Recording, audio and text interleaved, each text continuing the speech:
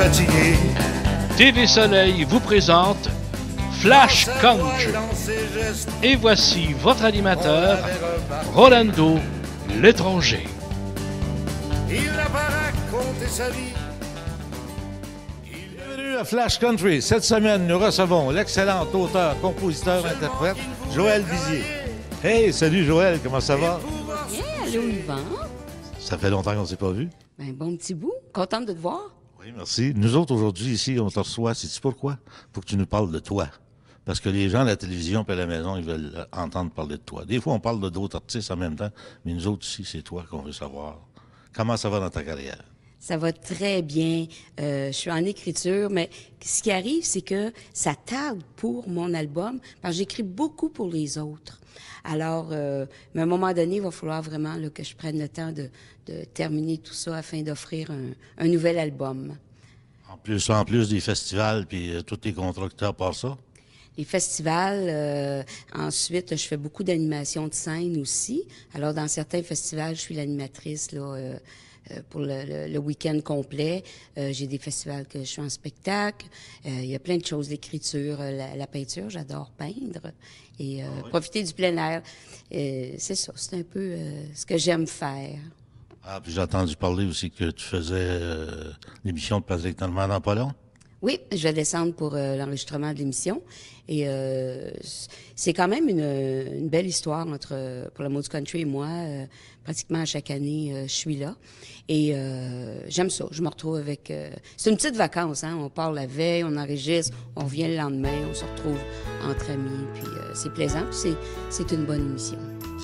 Native de l'Abitibi, Rouyn-Noranda, c'est avec son père Eddie Bizier qu'elle fait ses débuts à l'âge de 4 ans, en dansant la claquette. Par la suite, avec l'aide de sa mère, c'est à l'âge de 7 ans qu'elle fera ses débuts en chanson pour ne plus jamais s'arrêter. Joël Bizier. Le country, c'est un peu comme le blues, le jazz. C'est un style de musique, c'est un mode de vie. C'est tout ça qu'il faut pas oublier. C'est pas juste une chanson, c'est un mode de vie. Les gens vivent country. Il y a beaucoup de choses qui entourent ça, le country. Mais prends quelqu'un demain matin, toi, que tu dis, bon ben regarde, moi là, je suis dans une station majeure télévision, et puis c'est moi qui est directeur de la programmation. Je suis certaine que tu vas offrir un bon variété country une fois par semaine à l'année. Oui, c'est sûr. Mais c'est sûr, mais comment ça se fait qu'on n'attrape pas d'autres comme nous autres? Non, ben c'est ça. On n'est pas aux bonnes places. Tu sais, faudrait prendre les décisions mais malheureusement, c'est pas nous. Je pense qu'il y a encore de l'éducation à faire. L'éducation, mais je vais te dire quelque chose. Moi, l'éducation, je pense que c'est pas le public qui doit l'avoir, l'éducation. Pas du tout. Parce que le public, ils l'ont. Oui. Le public, ils en veulent du country. C'est officiel, ils veulent du country. Maintenant, Oui. c'est additionné à ça, ça prend les dirigeants des postes de télévision. C'est eux qu'il faut Oui, éduquer. c'est ça. C'est eux qu'il faut amener à nous aimer, puis à aimer ce qu'on fait, puis à produire une émission. OK, Joël, maintenant, je vais te poser des questions. C'est le segment On the Spot. Alors, tu me réponds On the Spot. Okay. Je vais te poser 3 questions. Okay. Quels sont tes mets préférés? Filet mignon et fruits de mer. Je suis une vraie cowgirl, alors moi, un bon steak, là, ça fait mon bonheur. Terre et mer. Tu es terre et mer. Oui. Quel est ton endroit préféré à visiter? Si tu as jamais été, là, où tu aimerais aller? En Grèce. En Grèce? Oui. Encore de la bouffe, là. Il y a encore de la bouffe en Grèce. Il y a encore de la bouffe en Grèce. Quel est ton artiste country américain préféré? Ta chanteuse. C'est une chanteuse. Malheureusement, c'est un gars, Yvan. Oui. On va prendre un gars. Oui, Merle Haggard. Joël Bizier. Oui. Parle-nous un peu de Eddie Bizier. Eddie, c'était mon père. Ça l'est toujours d'ailleurs. Il est toujours là. Et c'est sûr que c'est grâce à lui si je fais ce métier-là. La blague, souvent, je dis, il m'amenait avec lui le dimanche quand j'avais 7 ans, parce que j'étais trop tannante pour me faire garder. Mais c'est peut-être un peu vrai. Mais non, tous les dimanches, j'allais chanter où il faisait de la musique. Et j'aimais ça. J'aimais vraiment ça. T'étais la petite Alice Robbie de l'Abitibi? À peu près. à peu près ça. Mais non, je le suivais, j'aimais ça. En premier, je dansais à la claquette. Je dansais à la claquette, juste ça. Et puis, à un moment donné, je me souviens, le guitariste de mon père, j'avais pratiqué une chanson avec lui. Tout le monde veut aller au ciel. Ouais, ça a été ma première chanson et je l'ai chantée. Et après ça, il y a une affaire que j'aimais, c'est qu'au bar où mon père se produisait avec ses musiciens et où j'allais, bien, quand je finissais de chanter, j'avais de l'argent. Ben oui. Ça fait que je trouvais ça vraiment le fun. Alors, faut dire que j'ai commencé jeune à chanter et à avoir de l'argent. Ça se passait bizarrement dans ce temps-là. Ton père avait le droit de t'emmener au bar, caché en arrière, puis là, tu pouvais faire ton numéro. Ben, c'était le dimanche après-midi. Et entre les chansons, ben, j'allais soit dans le vestiaire ou et les dimanches, souvent, dans les bars, dans ce temps-là, ben, c'était un peu les messieurs en habits, cravate, c'était quasiment le bureau d'affaires, si tu me suis. Oui. Et ces messieurs-là aimaient beaucoup les enfants, donc moi, et j'avais des sous pour chanter. Là, ils aimaient voir une petite fille chanter, puis j'en avais dedans, là. Mais pour toi, à ce moment-là, ça veut dire que c'était presque comme la voix. À peu près. La voix, il y a longtemps. Mettons que mes débuts, c'est l'ancêtre de la voix. La voix en noir et blanc, avec quoi. Moins de compétition. Si on revient à auteur-compositeur, tu écris pour plusieurs gens, hein? Plusieurs artistes. Écoute, j'ai écrit pour toi. Oui, je me souviens de ça. J'avais été te demander la version de Dwight Yoakam, Ma guitare, mon vieux Cadillac. Oui, hein? oui. Puis tu avais besoin de ça, genre comme hier. Là. Je me souviens, oui, j'avais écrit ça en catastrophe, mais finalement, elle a fait son chemin pareil. J'écris pour plusieurs personnes. Écoute, j'ai écrit pour Bob et Haché. Mary King a pris une de mes chansons. J'ai écrit pour Céline et Guylaine. J'ai ça quand je commence à en nommer, parce que j'en oublie. Yann David, Régis Gagné, Paul Darèche. Paul Darèche, sur son dernier album, il fait la chanson « Dans ta robe blanche ». Ça, c'est moi qui ai écrit ça. Quand Paul s'est marié avec Joanne, je savais que les gens allaient beaucoup écrire ou chanter des trucs. Moi, j'ai dit, tiens, je vais écrire un texte, mais pour Joanne. Alors, le texte était « Dans ta robe blanche » et dedans, je lui disais qu'elle avait apprivoisé l'oiseau sauvage qu'il était, puis tout ça. Et à un moment donné, pas longtemps après le mariage, Paul, il m'a appelé puis il m'a dit, écoute, j'aimerais ça que tu modifies la chanson, que c'est moi qui parle à Joanne. Et puis, il dit, moi, j'en ferai la musique. Fait, lui a fait la musique. J'ai modifié le texte. C'était pas grand-chose à modifier, du tu au je. Et il en a fait une chanson. Les gens l'aiment beaucoup. Et c'est sûr, quand il la chante pour son amour, c'est Joanne. Et c'est ça. Et ensuite, avec Éric Lapointe, la chanson La vie d'artiste, le blues d'artiste, ça, c'est moi qui ai écrit ça. Il la chante avec Éric Lapointe sur son dernier album. Et à part ça, ben écoute, je pourrais continuer à t'en nommer. J'écris pour les nouveaux. Et j'ai pas de... Il y en a des fois qui vont me dire, mais moi, je suis pas connue. Peut-être tu m'écriras pas une chanson comme tu as écrit pour quelqu'un de plus connu. Moi, c'est ma plume. Que tu as commencé hier ou que ça fait 40 ans que tu es là et tu es une big star, j'écrirai pas moins bien parce que tu commences.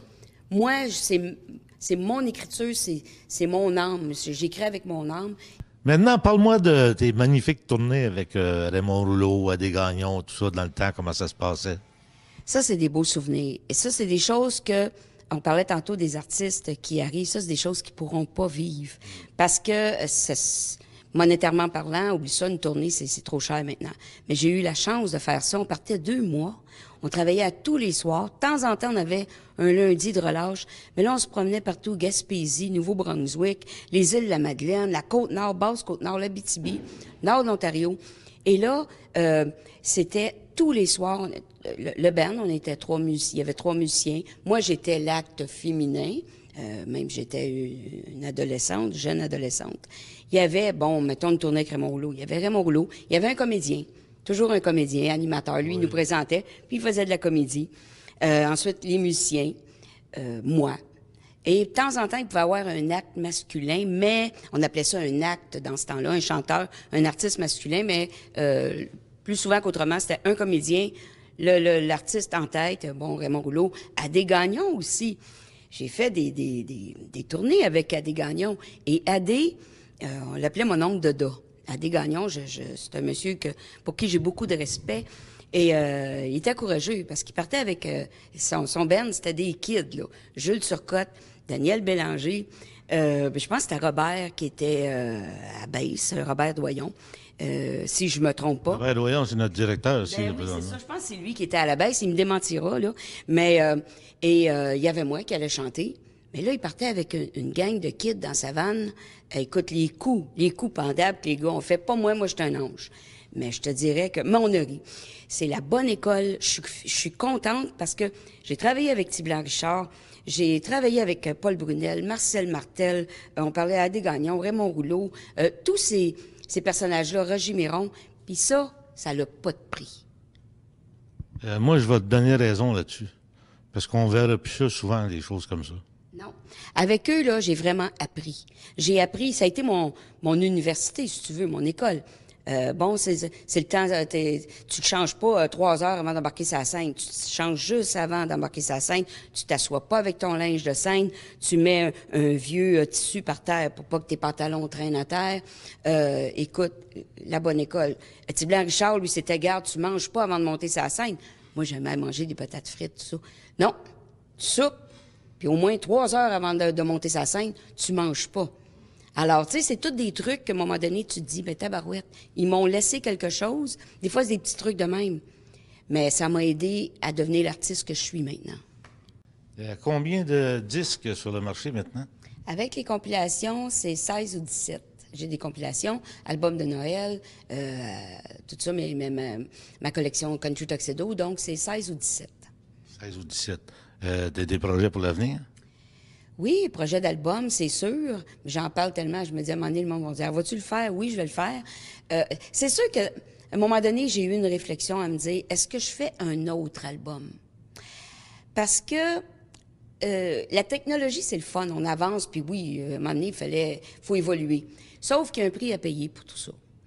Et tu fais un album, une personne va l'acheter, mais il y en a peut-être 30 qui vont le copier, puis de ces 30-là, d'autres vont le copier. Alors, c'est beaucoup de ventes de disques qu'on n'a pu. Je blâme pas le monde de faire ça. On essaie de les sensibiliser. Je blâme pas ceux qui achètent nos albums de faire de la copie. Ils ont tout pour le faire.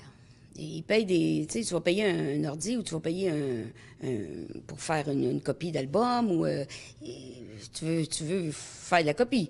On s'est battu en tant qu'auteur-compositeur. Je me suis battu avec les autres pour pouvoir retirer des redevances de ça. On en retire maintenant. C'est minime, mais au moins on retire quelque chose. Tu sais, dans le fond, c'est mon métier. J'ai une passion, mais en même temps, je fais ça pour gagner ma vie. Et dans le mot « gagner sa vie », ben il y a salaire, il y a argent. Hein? Et si j'investis pour faire un album, mais qu'au bout de la ligne, je récupère à peu près juste ce que j'ai investi parce que les albums se vendent plus, tu te poses des questions. Il faut changer un peu notre manière de travailler, essayer d'investir moins parce que tu en vends moins. Fait que, tu sais, c'est délicat. C'est sûr qu'il faut que j'en fasse un autre parce que les stations de radio aiment avoir de nouveautés, aiment te faire tourner. Ça, c'est normal aussi. Mais c'est un pensez-y bien. Puis je trouve que, c'est ça, la technologie, oui, mais ça a un prix. Et dans certains domaines, on paye le prix, comme les ventes de CD. Mesdames, Messieurs, c'était Joël Bizier, auteur, compositeur, interprète. Merci, Joël Bizier. C'était Flash Country et à la prochaine.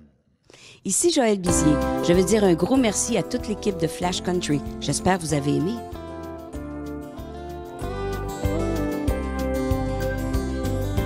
Lorsqu'on me parle de toi, je ne fais pas voir ma peine, même si j'ai très mal sans toi.